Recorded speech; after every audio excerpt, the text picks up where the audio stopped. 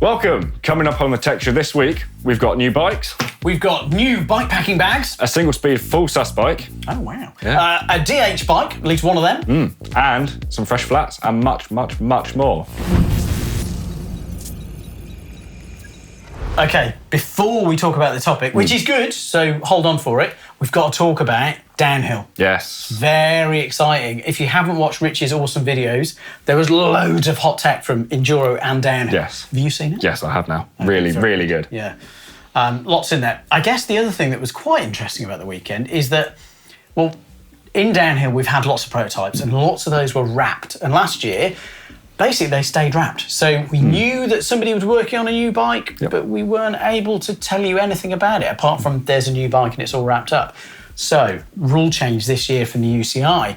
And that means that these wrapped prototype bikes can't be wrapped for race runs. There's some apparently negotiation for qualies and the other kind of like multiple qualifications and practice. But yeah, race runs, they can't be wrapped, which is interesting because it then means that we can see what's going on with some of these bikes. And it looks like Orbea have got a new DH bike, which is really exciting. I say new because I don't think they've done a DH bike before. So yeah, interesting. Yeah. Tane, who is pretty quick on the bike. Handy. Yeah. Did all right. I mean, actually she did outstandingly because spoiler alert, look away now if you don't want to know the results. Yes, she won on a new bike. It's very exciting. Right. That's cool. That is cool. Yeah. Last week, we talked about free tech that can boost the performance on your bike for, free. Yeah, nice. What's next? Well, yeah, what is next? I guess what's up the sort of value chain. It's a kind of corporate buzzspin thing, isn't it? Value chain. But what it means is, like, if we've got something that's free, what's the next thing up that value chain? What's the best next upgrade that you can make for your bike? So, what do we reckon? So, I first start tubeless upgrades. Yes. Yeah. So, out the box, your bike might not necessarily come tubeless setup. Yeah. So, with the help of a rather handy kit. Oh, yeah, good. Like yeah, no. Comes with tape, valves, and sealant. Very good. Yep. Essentially, convert your bike to run tubeless. Now, benefits of tubeless: better ride quality, better puncture protection. Yep. Potentially faster as well. Potentially faster because you can run slightly lower pressures. You can get a bit more grip. So it's more confidence inspiring as well, because you can get more grip from your tyres. Yeah. We did a video on the weekend about tubes, and to say it was controversial in terms of the tubeless kind of Illuminati versus the tube Illuminati, got a bit heated. And I think the thing is that if you use tubes and you're happy with them and you're happy with the performance, you know what? That's great. Yeah. No problem with that at all. Keep using them. And I think hopefully that message came through on the video. But I do still stand that tubeless for a lot of mountain bikers, as you've said, is a really good upgrade. Yep. But if you are wedded to tubes, then if you're kind of, part of the sort of butyl side where you're just like, that's the only thing for me is tubes, not having any of this tubeless mess, well, you can upgrade butyl tubes. You could go for a TPU tube. They are much lighter. And now, this is, I guess, second generation of TPU tubes, they are really tough as well. Yeah. So if you're wedded to tubes, there's upgrades to make as well. So they can improve your ride and not for a lot of cash. No, and what's worth mentioning about with these as well, say your wheels aren't tubeless compatible. Great, They're really good for that. And then if you're on your BMX or your dirt jump bike and you are needing to run higher pressures that may not be suitable for tubeless, then they're wicked for that. Yeah, no, very valid. There you go. Upgrades available everywhere. Cool. Feeling under pressure to pick another one now. Right, we are nerdy. We both like workshop tools. And I think a really good upgrade to your bike is setting the right pressures. Yes. And right pressures is that's another topic, a bit like tubeless. It's like a whole world of people having very strong opinions because they've ridden one thing and they think it's the best, and that's great for them. Yeah. But there are other ideas out there too in terms of what pressures work. But one of the kind of things that solves that problem, or helps, maybe it helps in that argument, is a digital pressure gauge. I think these are brilliant. And I'll tell you why. If you're running tubeless and you're running lower pressures, then the little differences in PSI, and I'm not talking about bar, I am talking about PSI, because for me alone, I find it a better way of setting pressure because it's a bit more accurate, like 18 PSI versus, what's that, 1.75 bar? That's tricky. I'm not very good at maths. PSI is simple. It does make a difference. So like if you're if you're getting to that low point, 1 PSI can make a real difference to setup. So, yeah, digital pressure gauge makes it much easier to see and much easier to set up. There's a lot of really good pumps out there that have got gauge pumps on there. Yeah. So it'll be a kind of like a needle gauge. But even the mountain bike specific ones, they often run up to, maybe they run up to 40, some might run up to 60 PSI. Yep. So for that range where you need to set the pressures, you know, up to 25 PSI, you're going to struggle to get the accuracy. Yeah. Digital gauge solves that problem. Then if you're talking about suspension setup, then again, like, it's a no-brainer. Yeah. It makes a real difference.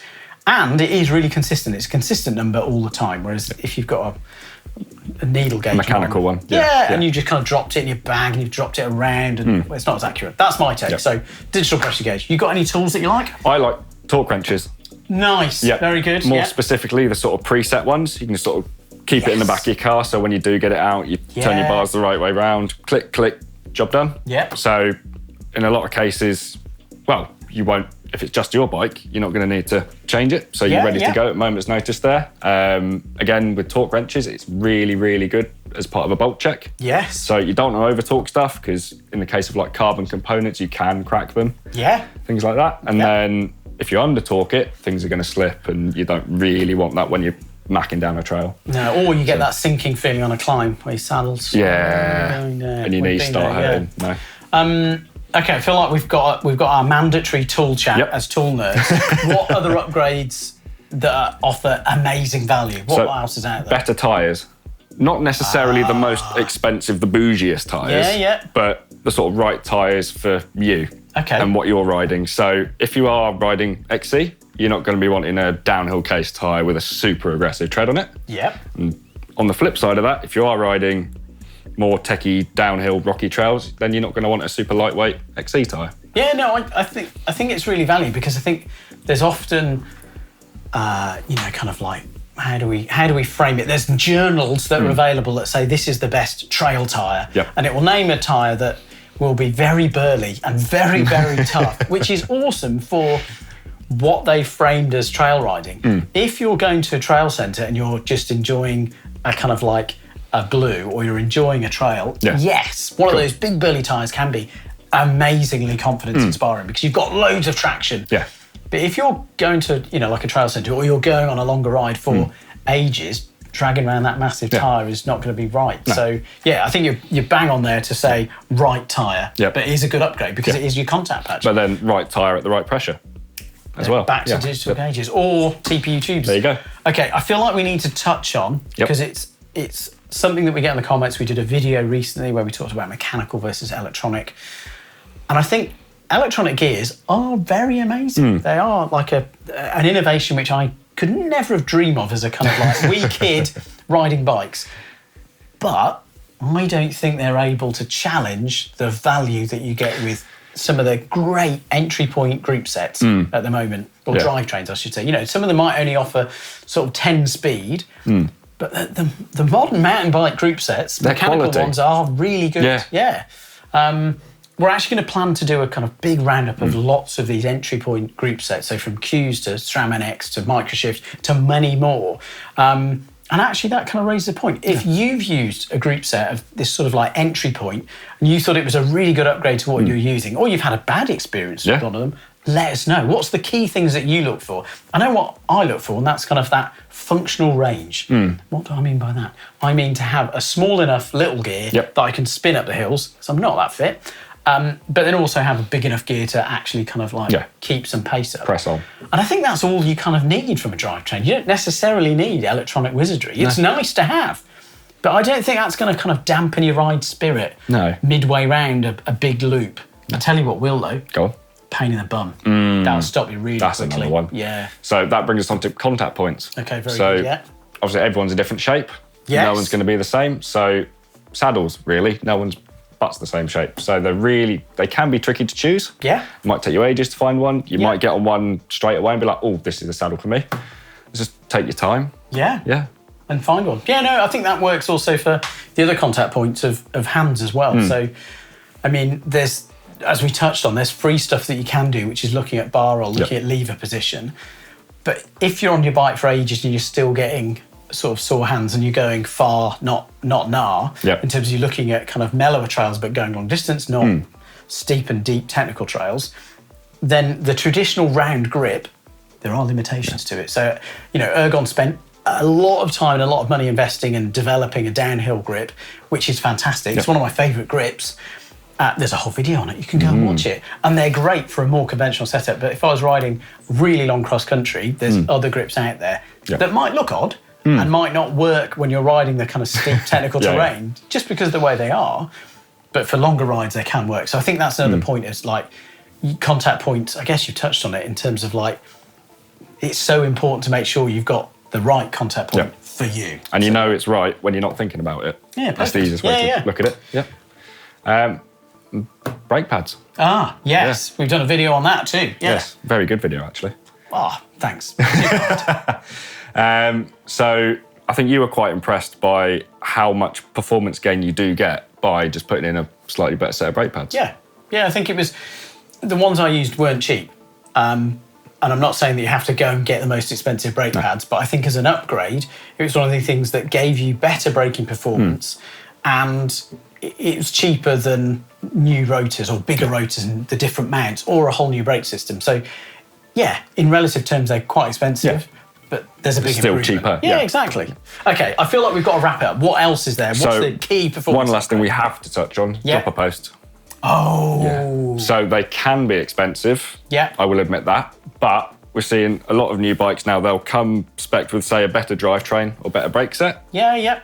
Maybe better suspension, but not necessarily come with a dropper post. Yes. And I think having ridden a bike now with a dropper post, I'd struggle to go back.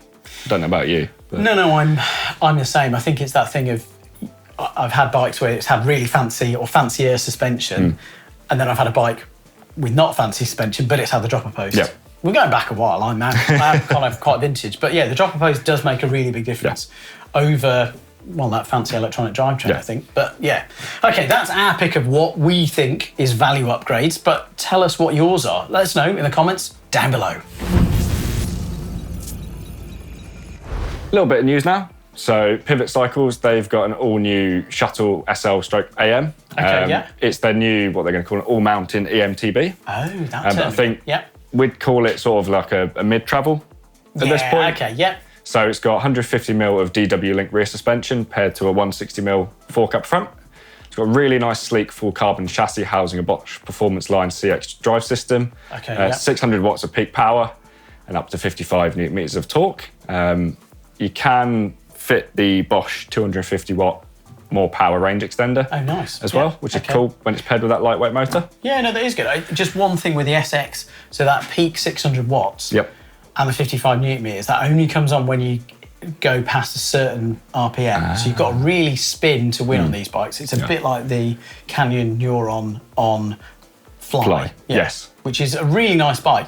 And it is a kind of lightweight EMTB. It's very good. All the stats are good. Yep. What about the geometry? So, pretty dialed from Pivot, as we'd expect. Okay, So 64.1 degree head angle, 76.5 effective seat angle, and then that's the same across all five sizes. Oh, interesting. Okay, so they ranging from extra small, which has got a 420mm reach, all the way up to an extra large, which has got 496mm reach. Okay, which is pretty cool. That is good. Yeah. So wheel size, full 29 on all sizes, but the extra small gets the MX rear wheel setup. Okay, nice. Yeah. Pivot are known for their high-end specs, and with that, a reflected higher price. So they do start from $7,999. With a SRAM Eagle 90 mechanical drivetrain, DB8 brakes, Fox Performance 36 fork and a float shock. Right, yeah. And then it does go up. Right. Are you sitting down? Okay, you are sitting down? I am. Yeah. No, this is me sat down. Yeah, I know I'm cool. To $12,299. That is the Fox factory suspension, 36mm stanchion on that. Float X with SRAM XXT type transmission and Motive Ultimate brakes. I mean, it is a really high-end spec, but that's quite a high-end price, isn't it? I mean, somebody will say it in the comments, I'll say in form, you could buy a car for that. Wouldn't be probably as nice, wouldn't be as new though. Wouldn't be as fun. It might not be. No, that's very true. Right, bike packing. Weather here in the UK is starting to look really good for bike packing. We're getting extra light. It's very good. And well, it's another interesting video and interesting product from Tailfin. The video is very fun. It's quite cool. You should watch it if you haven't. Essentially, this is a new product, which is the rear top tube bag. And it's designed for long hauls, but you could use it for short laps too. So it is another nicely engineered bag that fits within their range. So we've got Hypalon materials, we've got ripstop nylon. It's said to be a waterproof construction. It uses Tailfin's V-mount system. So that's how it kind of sits on the tube.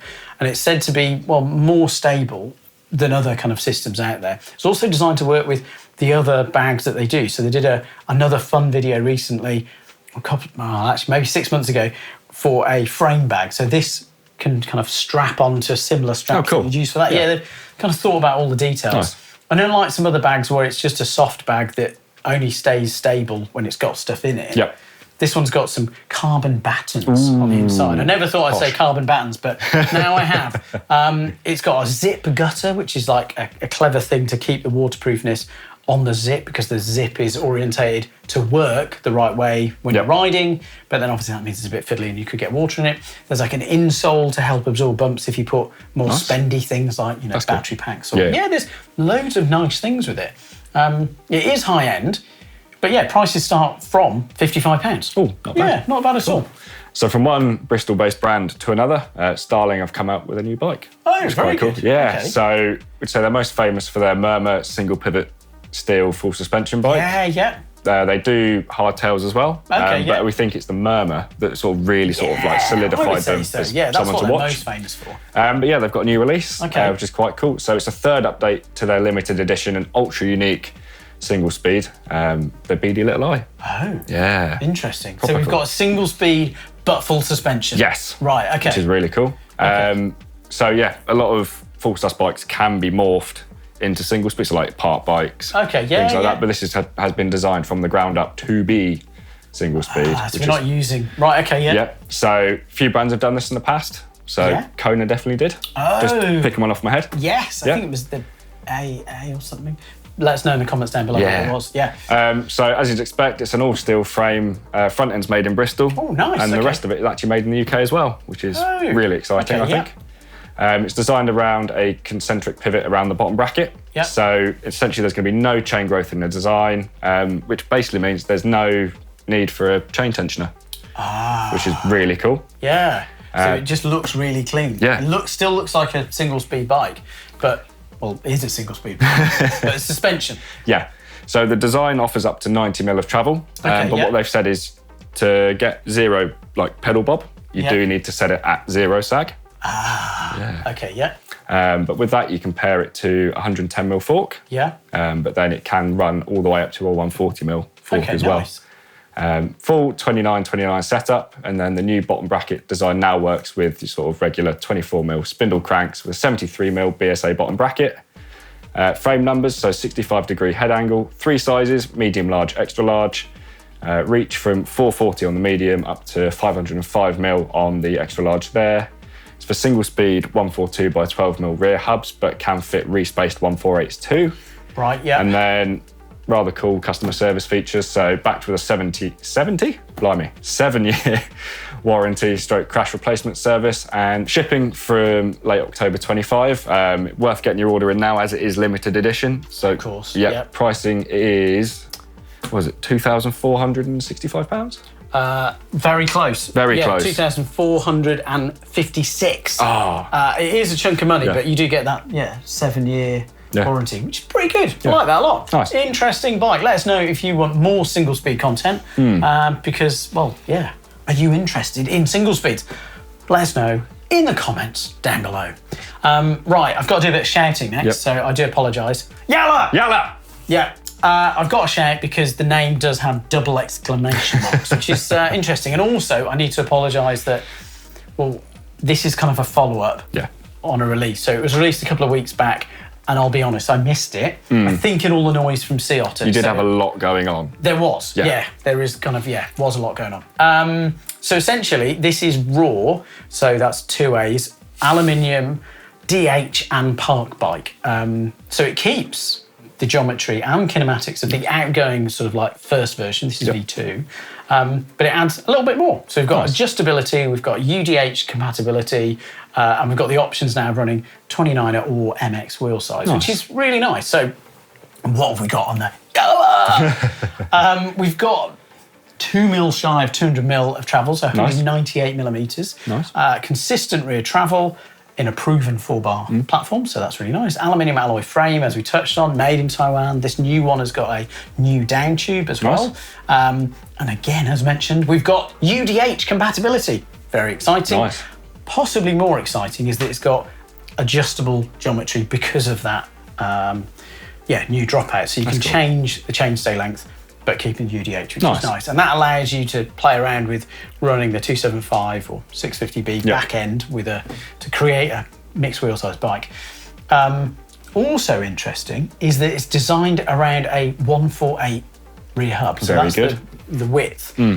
Lots of downhill bikes previously used sort of 150 or 157, but this one uses, what you might have on a regular trail bike. Yeah, I think it's quite a good thing. Yeah. Other stuff that's been redesigned is a brake mount. So what they've done is they've changed the brake mount to work with all the different chainstay sizes, but you need to replace that brake mount for the different brake diameters that you'll need. So it is easier, but it is more complicated. So you need 3 different ones. One for 200mm rotor, one for 203 rotor, or one for the 220 rotor, depending on how much rear brake you need. And there's more adjustment too, because you've got an adjustable lower shock mount, this on the front triangle, and that changes bottom bracket height and also adjusts the suspension's progression. What is really nice, and it's something that not all brands do, but Raw have, is give you super duper detailed setup guides. They are, there's so much data. So they've got guides for the Fox DHX coil, they've got ones for the Float X2 Air, and for Olin shock as well. So all the details that you need. So without a rear shock, it's £2,570, and then with a rear shock, depending on which one you get, it's going to go plus or minus, it's around 3K. Interesting metal bike. Nice. Again, very fun. Okay, you've got something fun there. I've What got is something that? cool. That is a nipple clamp. Oh, okay, we More love specifically, a spoke nipple clamp. Glad you clarified that. Brilliant. From a brand called Wheelworks out of New Zealand. Oh, very good. Yeah, so I know brand them. known for really nice, high performance, long life wheels. Yeah. Part of that mantra, essentially, they've just put it into making tools now. Okay, so nice. The idea of this is if you do ever need to replace a spoke on any wheel, clamp the nipple. So you don't lose it into the rim. Oh, I see. So if you're replacing the spoke, because if you thread it out, then the nipple could just drop in. And then you spend forever chasing it around, rattling it. Okay, got you. Save hours with this little tool here. What's really cool about this, it's 3D printed. Very nice. You can print it yourself. Oh, brilliant. Alternatively, if you are in New Zealand, you can buy them for 20 New Zealand dollars. Okay, nice. If you're in Europe, you can get them from Wheel Parts. And here in the UK, you can get them from BSC Tools. And in the US, you can get them from Chris Hirschap, but from CMH Printed Designs. Yeah, I like that. I like that a lot. Proper cool. It's fun how you can make it yourself. I like that a lot. Okay, one of the first names in mountain biking. Ooh. Yeah, Ritchie, Tom Ritchie. They've got a new flat pedal. Potentially, it is actually their first flat pedal. Oh, cool. Which is, shows how far flat pedals have come if one of the first names in mountain biking is now making one. There we go. Good times. Okay, we spied it at a Taipei show earlier this year, but now it's released. It's called the Bigfoot, and it's a real thing. So the Bigfoot is real.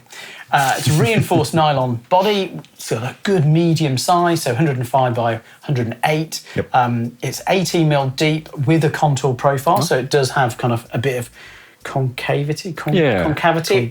It's got a concave shape. It's got 9 pins each side of the platform.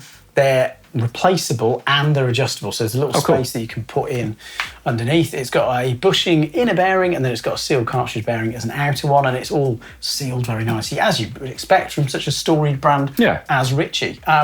2 colours are available, BA Black and a Mojave Sand for, well, essentially sort of like $45, 45 euros or £40. So available now, a Ritchie pedal. There you go, very nice.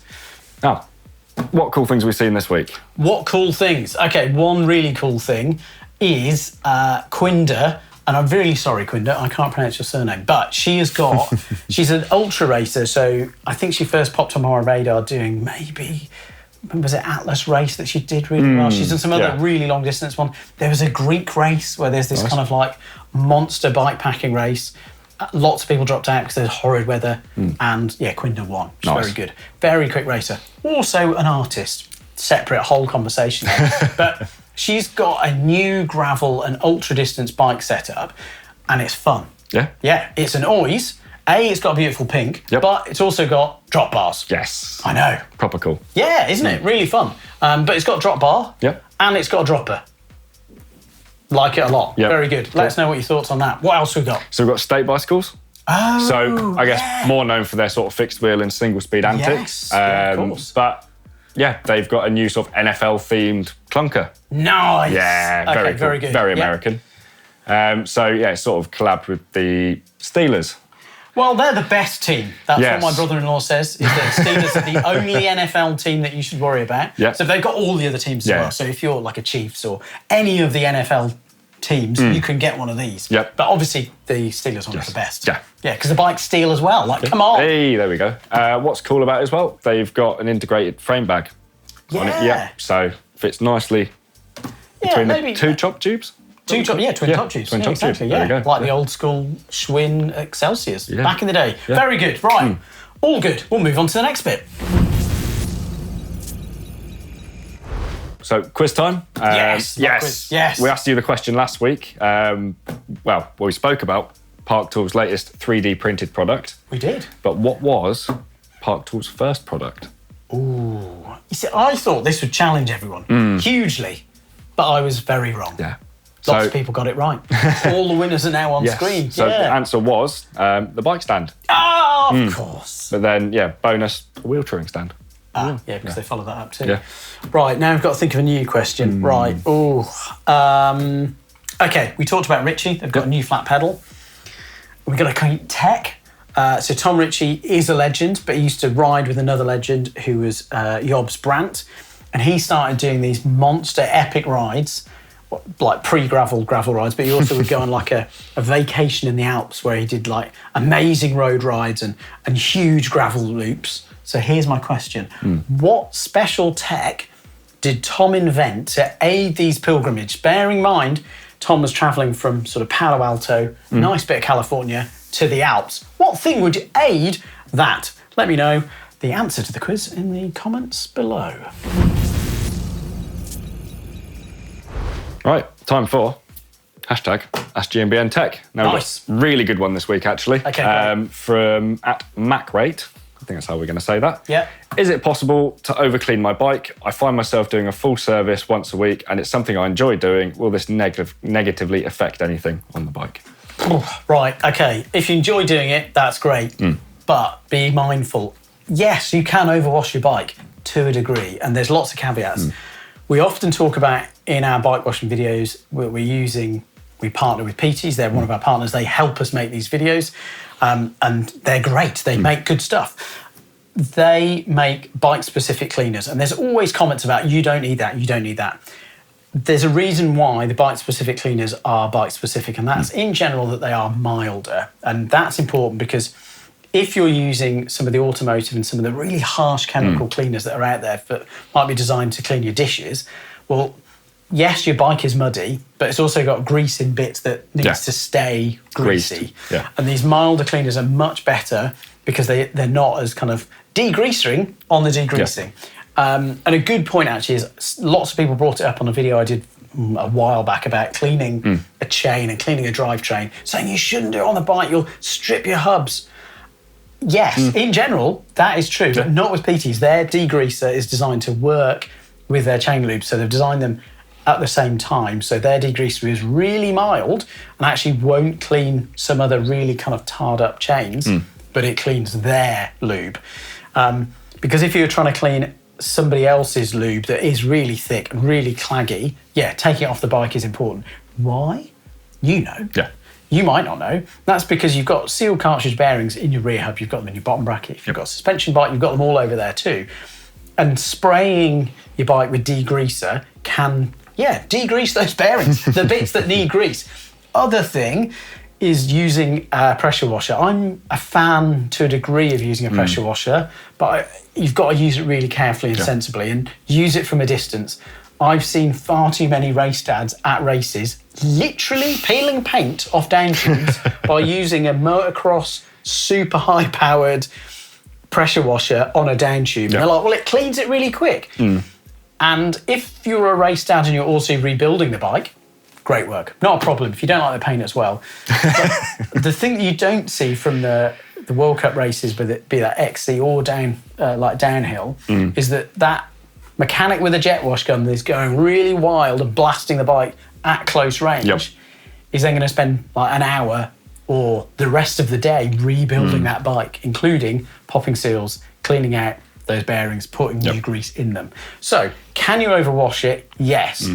Can you do it carefully and sensibly? Yeah, you can. Just be mindful about it. But yeah, blasting your bike can damage it too much. So just be careful. Yeah.